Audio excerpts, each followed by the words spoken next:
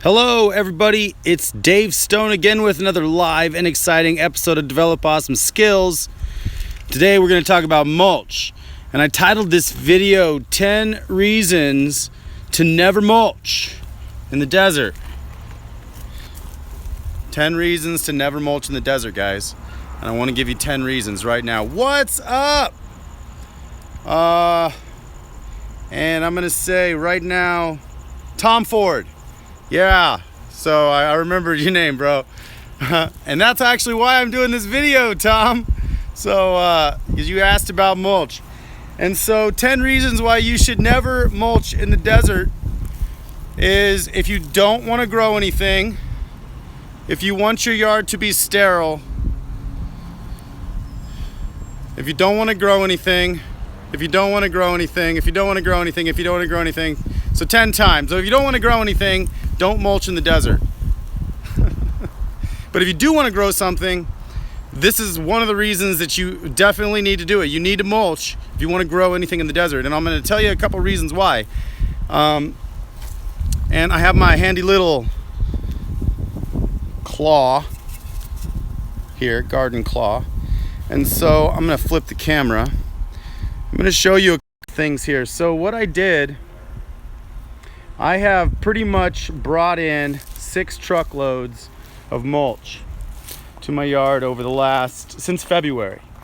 You can see over here where it's dirt, and you can see where it kind of piles up. Now, this was definitely a lot higher. It's already eaten a lot of it. Now, in the places that I water, I have worms. I have worms down in here. So I'm gonna come over here. Now, I water down here. So with mulch, I mean, look at that. Already it's just black. This does not look like Arizona soil right now.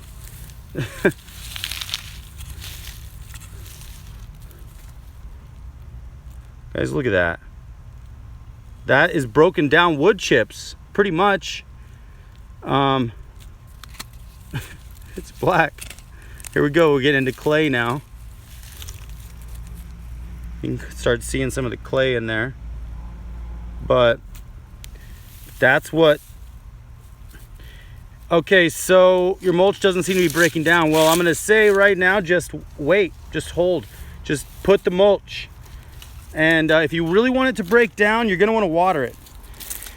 But I prefer... These are palm. So I actually have gotten all the undesirable truckloads. Everything they say it's a dirty truckload. They mean palm, and they mean oleander, that kind of stuff. This is all palm. It's going to take forever to break down. I don't water right here, but it's already moist. I want it to take a long time to break down because I just want it to be a skin for the ground. And if it takes the whole year to break down, that's fine with me because I'm gonna have to add more. But look how deep. I mean, I'm still going. It's quite deep here. So this is what I mean. Yeah, man, it does. It looks black and fertile already, and that's all this is the broken down wood chips. So basically, I made my whole yard essentially into a compost pile just by spreading the wood chips out over the whole thing. Now, those are palm. Considered undesirable, but they're doing a really great job in my soil. So everything is planted pretty deep down there, and it's just piled with wood chips. It's like easy a foot high right here, surrounding the base of that banana right there. It goes way down, like way down with mulch. But this is how I'm doing it, guys. This is the secret. The one secret that everybody's mentioning. So this is my tropical section here. I'm going to show you all of this. So I mulched this whole area in my yard.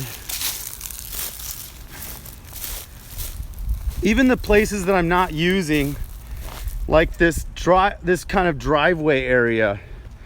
So I put mulch on this whole area just because I actually had too many truckloads, and I just spread it all out so it kind of looked more even. and I loaded these beds up. So this rainbow eucalyptus was easy, another foot high. I watered that one a lot. Bermuda grass is coming up through the wood chips, but so they're just loaded. And I got eucalyptus, or not eucalyptus, oleander, the other undesirable, dumped off. Now this is mesquite. So these are great wood chips. These are going to take a while to break down. Cypress does not degrade that fast. That's awesome. Yeah, you know what? Anything. And I'm going to show you something real quick. So my neighbor trimmed his palm tree. This one, there's one back here behind this olive tree. That one, this one, and these three. He just trimmed them. And I asked him to leave me all of his cuttings, and he was actually a little bit, he's like, it feels weird to do this, it feels like I'm dumping my trash into your yard. I'm like, no, please. But so I haven't really used a lot of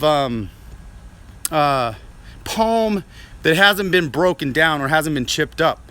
But so this is what I got here, a whole bunch of those, and those are the black pieces, or the brown pieces that are kind of already falling off. So let me show you here what I did with them.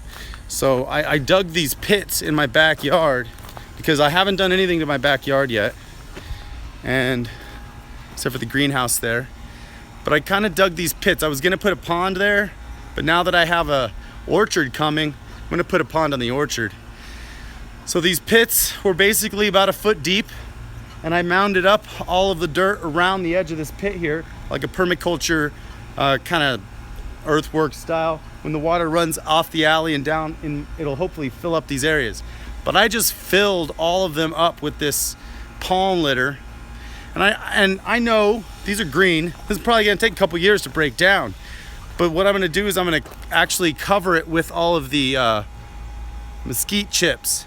So then, you know, it's gonna hopefully get wet whenever it rains. It'll just soak everything up. And maybe in a couple years it'll break down. It'll be super, super fertile. So I can actually plant all around, like in this island here, and it'll get fed by the breaking down of all this stuff. So that's a video about mulch. A couple things I want to talk about also is people are scared to mulch. And when they mulch, they just mulch a little bit around their tree. And I understand sometimes, you know, you have a family or a wife or a husband that doesn't want wood chips in the front yard. They don't want it to look like a farm or something like that. They want it to look nice. And that's fine.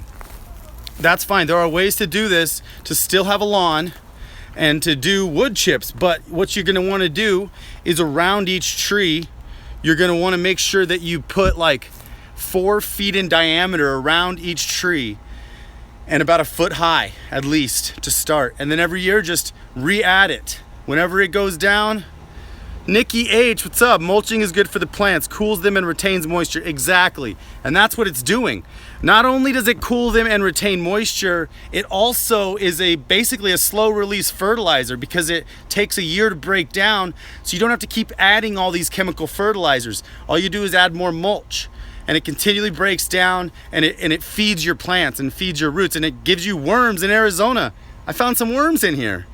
Plenty of mycorrhiza. That's the other thing wood chips do. Now let me show you this. I just showed it in my last video, but I want to show you guys in this video because mycorrhiza, wood chips are naturally fungal dominated. They're dominated with fungus. So if you could see right under this pot here, I have mycorrhiza just growing under the pot. And look at that. That is white gold. So if you put wood chips, you're going to start getting some mushrooms to grow. You're going to get some funguses. There's another one right in the moringas here. If you can see, fungus is good. Now I'm just going to see how this one goes, but if you look right down here on this moringa, there's a fungus growing right on the moringa and on the cup right here. Now this fungus is called dog vomit fungus because when you see it in your yard, it looks like a dog puked. Underneath that pot, look at all that mycorrhiza. So here it is. It's a nice healthy plant. It's just doing just fine. I don't need to necessarily I might clean that off the stem there, but it's doing really well. So what I do whenever I plant a fruit tree is I come out here. I'm gonna pull that off. Oh yeah, it is on there pretty good.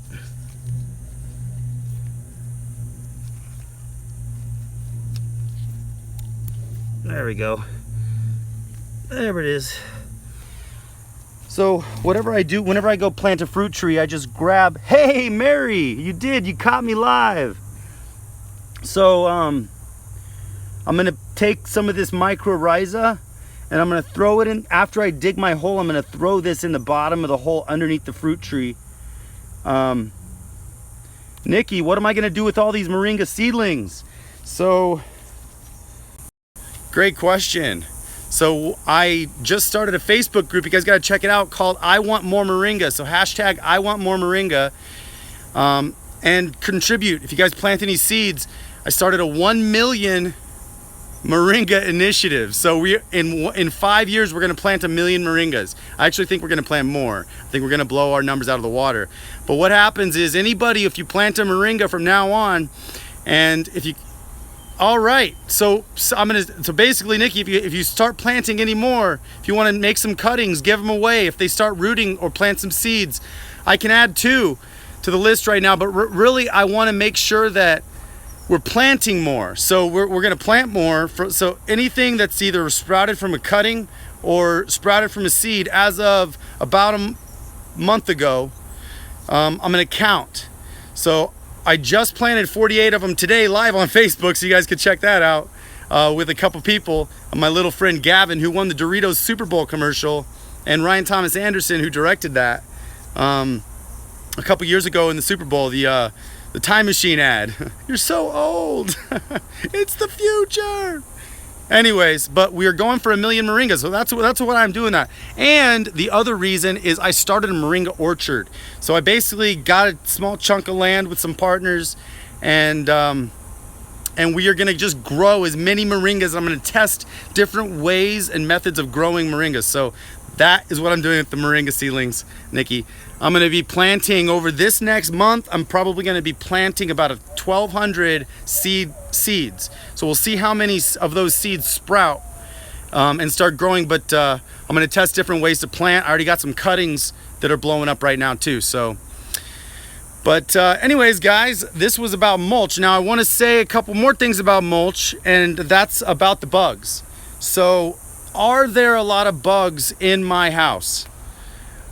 I did just get 2 kittens because I did have a lot of crickets. So the chirping was a little bit annoying. But I see a cockroach now and again. Now there are a ton of cockroaches in this neighborhood. When I moved the storage unit, when I first bought this house out in the back, I mean, it was like so gross. There were so many cockroaches. That's the one thing I don't really like on the planet. Although, what do? They break stuff down in the soil.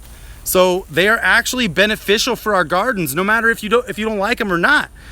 But I have had a couple in my house, 2 or 3, but not nearly that many. And that's actually been over the last year. So it's really not that bad in my house at all. Not for really any bugs, except for crickets. But the cats took care of that. So what happens is they all stay outside. So when you put wood chips outside your house and surround your house in wood chips, or just have some patches of wood chips in between a nice manicured lawn, make sure you put a little retaining wall up and fill that up with wood chips around your trees. Make it look nice if you want, but if the wood chips are there, they rather be in the wood chips. Exactly. So all of the bugs would rather be in the wood chips. Because there's so much food out here. It's creating a fertile environment for a habitat for bugs and microbes and all this stuff to live in your soil, that worms and stuff too. So it's like birds get food, everybody gets food, plants get fed, and all the cockroaches get fed. They don't want to go inside where all you have is half a bag of cereal. Like, they want to be outside where all the food is decaying in the ground. Got a nice compost bin outside. You know, put it far away from the house. But for this situation, for wood chips, it's just wood. It's just wood rotting and decaying and a whole bunch of plant living microbes underneath. So that is my video on mulch. If anybody has any questions, definitely let me know. You can let me know right now and I will answer them if I can. If not, if you're not live right now with me, then just go ahead and post the questions and comments in the description. But just when should I plant my fruit trees? So Tom, I think I'm gonna just say anytime. Anytime you want to plant them. It's all about microclimate. There's a couple things you really want to do before you plant fruit trees, and that's look at your yard and really get to know where the sun comes up. You know, on the east side, do you have any nice shade that starts at 11? If not, that's why I had to build this structure here, because I needed my mangoes and avocados to get shade after 11 o'clock in the summer. And so that's what this here does. The top and the west side are covered. So I created a small microclimate for my tropical section, and in a couple years I could take it down after like 2 or 3 summers and they won't need it. But when you're starting some fruit trees out, you want to see what climate do they need. Now, look at my desert gold peaches. Now, I've seen other people's desert gold peaches. They're not doing that well. But look at mine. They came from this one, the little one. All right, I'm gonna get closer. So this one here was probably a year old when I planted it. This was a bare root. And all I'm doing is wood chips. Well, actually, I am doing something special to these 2 desert gold peaches, but they're getting full sun. They're getting blasted. They took when it was 120, they just took it. You could see some of the leaves showing it, but they took it. Now down here, what I did, not only did I wood chip, my brother and I planted black beans at the base of both of these trees, which are nitrogen fixers. So all legumes fix nitrogen into the soil. So we're getting some black beans too. So we're gonna get some black beans out of it. We're gonna get nitrogen fixed into the soil for the fruit trees, and then we're heavily mulching. So we're even mulching in between everything, because in between, I'm not watering, but I really want it to also be fertile. So that's it, guys. That's my story on mulch, and I'm sticking to it. So that makes sense. Thank you. Your yard is, oh, thanks, man. I really appreciate that. I think in the next couple years it's gonna come into its own, and I think it's gonna look freaking pretty awesome. Thanks, Nikki. So yeah, everybody, just if you like this video, subscribe, share the video with your friends if they have any questions about gardening, and go to I Want More Moringa on Instagram. Check us out on Instagram, hashtag I Want More Moringa. And check out the Facebook group, the I Want More Moringa Facebook group, where we're planting 1 million moringas in 5 years. So join the bandwagon and let's get some more moringa trees out there. And I'm gonna keep you guys in the loop with how everything else is going. Oh, quick last little bit is I did a test. Jay Behringer gave me a challenge to do a test where I would put moringa seeds in native clay. So I did that right here in the front. I got 6 of them, and I put 3 seeds in each. And just today I saw one. Now this is not amended. This is just straight native clay. You know, just dug it up out of my yard, and we got one sprouted. So pretty cool. I wanted to test it without amending the soil and see what happened. And we got one sprout already, and that was only 7:30 when I planted that. So there it is, everyone. 1 million moringas in 5 years. You think we could do it? I think we could do it. I think we're gonna blow that number out of the water. But all right, guys, well, hit subscribe, hit like, share this video, and until next time, develop awesome skills. Ciao. Yes, Nikki. I think we can. Oasis Gardens, thanks, man. Let's do it. All right, guys, we're gonna do this. I'll talk to you guys soon. All right, bye.